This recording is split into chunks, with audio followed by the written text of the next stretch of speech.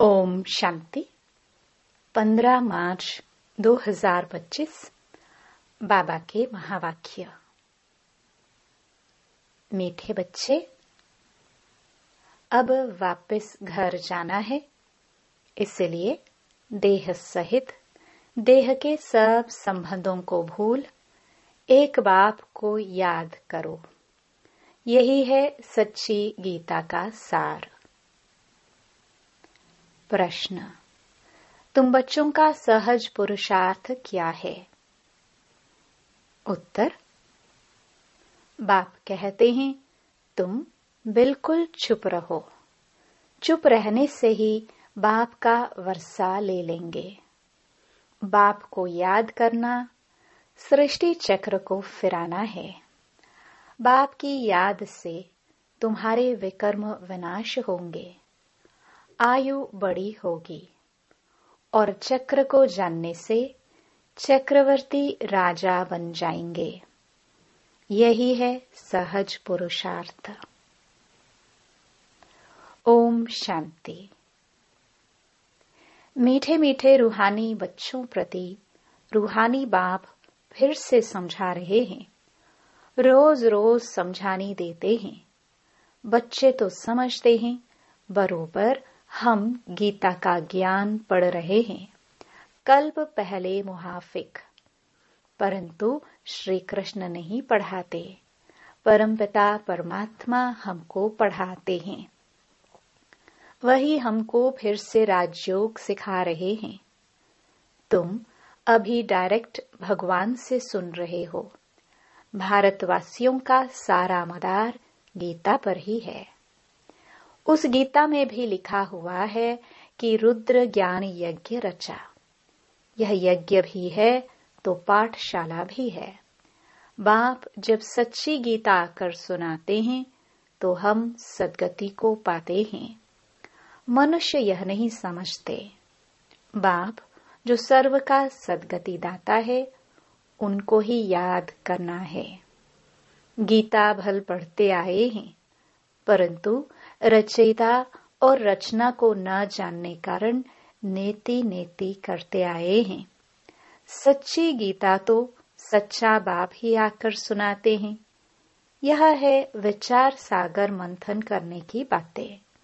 जो सर्विस पर होंगे उनका अच्छी रीति ध्यान जाएगा। बाबा ने कहा है, हर चित्र में जरूर लिखा हुआ हो, ज्ञान सागर पतित पावन। गीता ज्ञानदाता परम प्रिय परम पिता परम शिक्षक परम सतगुरु शिव भगवानुवाच।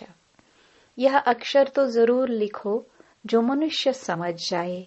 त्रिमूर्ति शिव परमात्मा ही गीता का भगवान है, न कि श्री कृष्ण। ओपिनियन भी इस पर लिखाते हैं। हमारी मुख्य है गीता। बाप दिन प्रतिदिन नई नई पॉइंट्स भी देते रहते हैं। ऐसे नहीं आना चाहिए कि आगे क्यों नहीं बाबा ने कहा। ड्रामा में नहीं था। बाबा की मुरली से नई नई पॉइंट्स निकालनी चाहिए। लिखते भी हैं राइज और फॉल। हिंदी में कहते हैं भारत का उत्थान और पतन। राइज अर्थात construction of deity dynasty. 100% purity, peace, prosperity की स्थापना होती है। फिर आधा कल्प बाद फॉल होता है, डेविल डायनास्टी का fall. Rise and construction deity dynasty का होता है।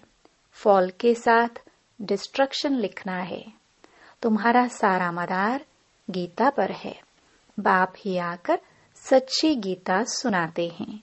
बाबा रोज इस पर ही समझाते हैं। बच्चे तो आत्मा ही हैं। बाप कहते हैं, इन देह के सारे पसारे विस्तार को भूल अपने को आत्मा समझो। आत्मा शरीर से अलग हो जाती है तो सब संबंध भूल जाती है।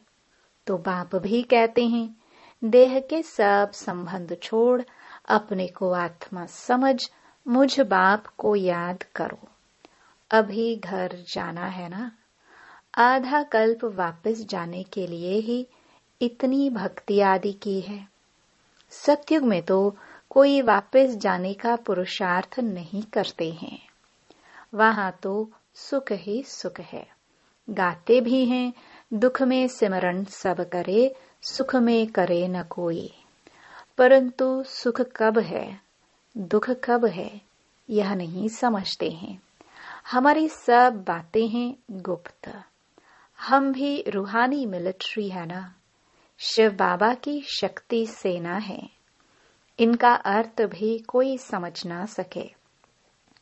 देवियों आदि की इतनी पूजा होती है, परंतु कोई की भी बायोग्राफी को नहीं जानते हैं। जिनकी पूजा करते हैं उनके बायोग्राफी को जानना चाहिए ना। ऊंच ते ऊंच शिव की पूजा है, फिर ब्रह्मा विष्णु शंकर की, फिर लक्ष्मी नारायण राधे कृष्ण के मंदिर हैं, और तो कोई है नहीं। एक ही शिव बाबा पर कितने भिन्न भिन्न नाम रख मंदिर बनाए हैं। अभी तुम्हारी बुद्धि में सारा चक्र है। ड्रामा में मुख्य एक्टर्स भी होते हैं ना। वह है हद का ड्रामा, यह है बेहद का ड्रामा। इसमें मुख्य कौन कौन है यह तुम जानते हो। मनुष्य तो कह देते हैं राम जी संसार बना ही नहीं है, इस पर भी एक शास्त्र बनाया है। अर्थ कुछ भी नहीं समझते। बाप ने तुम बच्चों को बहुत सहज पुरुषार्थ सिखाया है। सबसे सहज पुरुषार्थ है तुम बिल्कुल चुप रहो। चुप रहने से ही बाप का वर्षा ले लेंगे। बाप को याद करना है, सृष्टि चक्र को याद करना है। बाप की याद से तुम्हारे विकर्म विनाश होंगे। तुम निरोगी बनेंगे, आयु बड़ी होगी। चक्र को जानने से चक्रवर्ती राजा बनेंगे। अभी हो नरक के मालिक, फिर स्वर्ग के मालिक बनेंगे। स्वर्ग के मालिक तो सब बनते हैं, फिर उसमें है पद। जितना आप सामान बनाएंगे उतना ऊंच पद मिलेगा। अविनाशी ज्ञान रत्नों का दान ही नहीं करेंगे तो रिटर्न में क्या मिलेगा। कोई साहूकार बनते हैं तो कहाँ जाता है, इसने पास्ट जन्म में दान पुण्य अच्छा किया है। अभी बच्चे जानते हैं राम राज्य में तो सब पाप ही करते हैं। सबसे पुण्य आत्मा है श्री लक्ष्मी नारायण। हाँ, ब्राह्मणों को भी ऊंच रखेंगे जो सबको ऊंच बनाते हैं। वह तो प्रारब्ध है। यह ब्रह्मा मुख वंशावली ब्राह्मण कुलभूषण श्रीमत पर यह श्रेष्ठ कर्तव्य करते हैं। ब्रह्मा नाम है मुख्य। त्रिमूर्ति ब्रह्मा कहते हैं ना। अभी तो तुमको हर बात में त्रिमूर्ति शिव कहना पड़े। ब्रह्मा द्वारा स्थापना, शंकर द्वारा विनाश, यह तो गायन है ना। विराट रूप भी बनाते हैं, परंतु उसमें न शिव को दिखाते हैं न ब्राह्मणों को दिखाते हैं। यह भी तुम बच्चों को समझाना है। तुम्हारे में भी यथार्थ रीति मुश्किल कोई के बुद्धि में बैठता है। अतः पॉइंट्स है ना, जिसको टॉपिक्स भी कहते हैं। कितनी टॉपिक्स मिलती है। सच्ची गीता भगवान के द्वारा सुनने से मनुष्य से देवता विश्व के मालिक बन जाते हैं। टॉपिक कितनी अच्छी है, परंतु समझाने का भी अकल चाहिए ना। यह बात क्लियर लिखनी चाहिए जो मनुष्य समझे और पूछे। कितना सहज है। एक एक ज्ञान की पॉइंट्स लाखों करोड़ों रुपयों के है, जिससे तुम क्या से क्या बन जाते हो। तुम्हारे कदम कदम में पदम है, इसलिए देवताओं को भी पदम का फूल दिखाते हैं। तुम ब्रह्मा मुख वंशावली ब्राह्मणों का नाम ही गुम कर दिया है। वह ब्राह्मण लोग कच्छ में कुर्म गीता लेते हैं। अभी तुम हो सच्चे ब्राह्मण। तुम्हारे कच्छ बुद्धि में है सत्यम। उनके कच्च में है कुरम, तो तुमको नशा चढ़ना चाहिए। हम तो श्रीमत पर स्वर्ग बना रहे हैं, बाप राजयोग सिखला रहे हैं। तुम्हारे पास कोई पुस्तक नहीं है, लेकिन यह सिंपल बैज ही तुम्हारी सच्ची गीता है।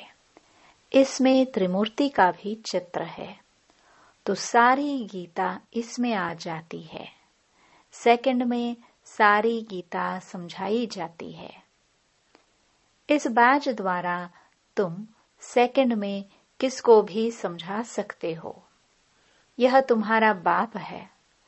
इनको याद करने से तुम्हारे पाप विनाश होंगे। ट्रेन में जाते चलते फिरते कोई भी मिले, तुम उनको अच्छी रीति समझाओ। कृष्णपुरी में तो सब जाना चाहते हैं ना। इस पढ़ाई से यह बन सकते हैं। पढ़ाई से राजाई स्थापन होती है, और धर्म स्थापक कोई राजाई नहीं स्थापन करते। तुम जानते हो, हम राजयोग सीखते हैं भविष्य 21 जन्म के लिए। कितनी अच्छी पढ़ाई है। सिर्फ रोज 1 घंटा पढ़ो, बस। वह पढ़ाई तो 4-5 घंटे के लिए होती है। यह 1 घंटा भी बस है। सो भी सवेरे का टाइम ऐसा है जो सबको फ्री है। बाकी कोई बांधेले आदि हैं, सवेरे नहीं आ सकते हैं, तो और टाइम रखे हैं। बैज लगा हुआ हो, कहाँ भी जाओ यह पैगाम देते जाओ। अखबारों में तो बैज डाल नहीं सकते हैं, एक तरफ का डाल सकेंगे। मनुष्य ऐसे तो समझ भी नहीं सकेंगे सिवाय समझाने। है बहुत सहज। यह धंधा तो कोई भी कर सकते हैं। अच्छा, खुद भल याद न भी करे, दूसरों को याद दिलावे, वह भी अच्छा है। दूसरे को कहेंगे देही अभिमानी बनो, और खुद देह अभिमानी होंगे तो कुछ न कुछ विकर्म होता रहेगा।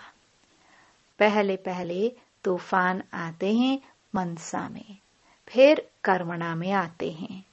मनसा में बहुत आएंगे, उस पर फिर बुद्धि से काम लेना है। बुरा काम कभी नहीं करना है, अच्छा कर्म करना है। संकल्प अच्छे होते हैं, बुरे भी आते हैं। बुरे को रोकना चाहिए। यह बुद्धि बाप ने दी है, दूसरा कोई समझ ना सके। वह तो रॉन्ग काम ही करते रहते हैं।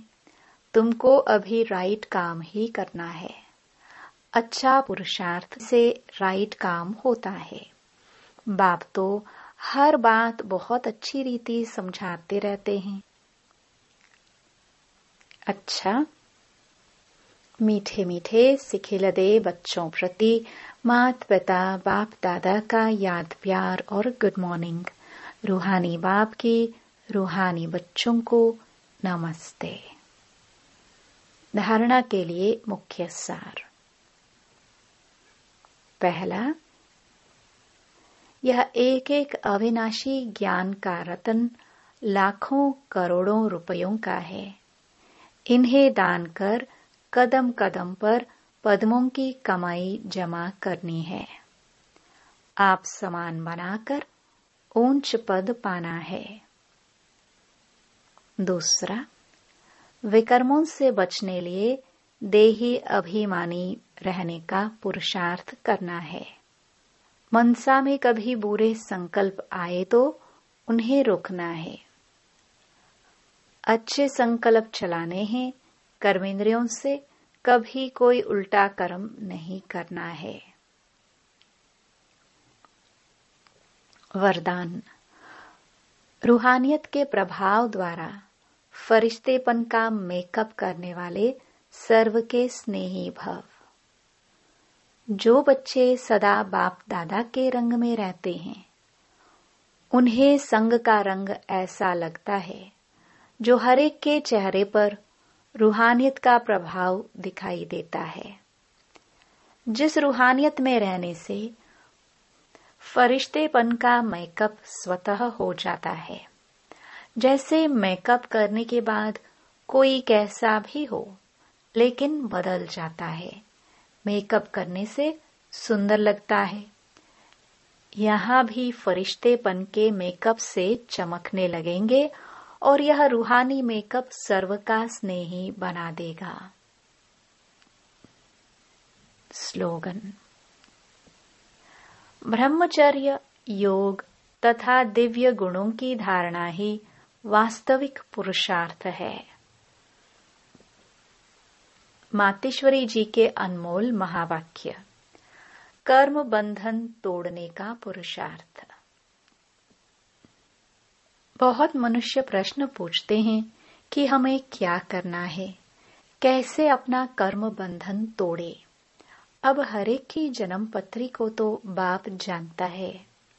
बच्चे का काम है एक बार अपनी दिल से बाप को समर्पित हो जाए, अपनी जवाबदारी उनके हाथ में दे देवे। फिर वो हरेक को देख राय देगा कि तुमको क्या करना है। सहारा भी प्रैक्टिकल में लेना है, बाकी ऐसे नहीं सिर्फ सुनते रहो और अपनी मत पर चलते चलो। बाप साकार है तो बच्चे को भी स्थूल में पिता, गुरु, टीचर का सहारा लेना है। ऐसे भी नहीं आज्ञा मिले और पालन न कर सके तो और ही अकल्याण हो जाए। तो फरमान पालन करना भी हिम्मत चाहिए।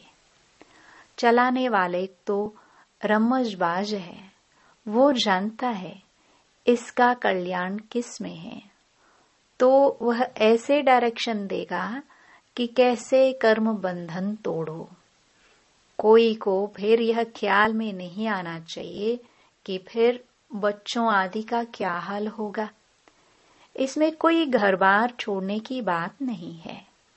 यह तो थोड़े से बच्चों का इस ड्रामा में पाठ था तोड़ने का।